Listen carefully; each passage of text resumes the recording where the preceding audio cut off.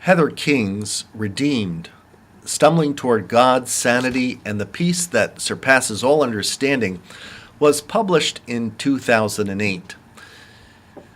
While it is not a short story or a novel, her spiritual reflections remind me a bit of Flannery O'Connor. They both use appropriate shocks within their narratives to really confront us as readers, to really help us to understand the power of our faith.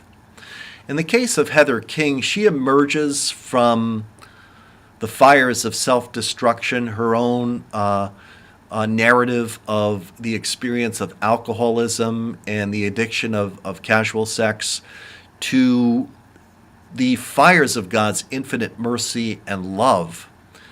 And it gives her an exceptional insight into human nature and how Catholic teaching, whether it's teaching in regard to the spiritual life or moral teaching or sacramental teaching or the teachings of the Creed, how deeply they impact our wounded human nature.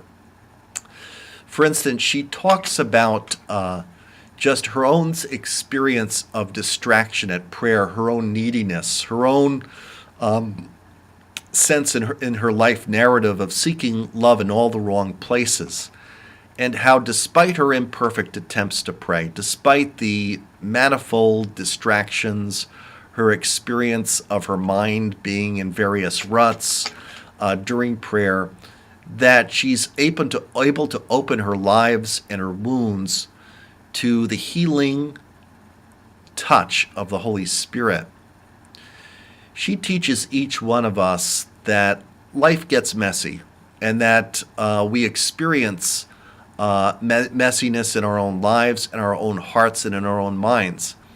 And it's precisely there where the Holy Spirit teaches us, heals us, guides us, and it's often right in our wounds is precisely the place where some of our greatest strengths as Catholic Christians can be born.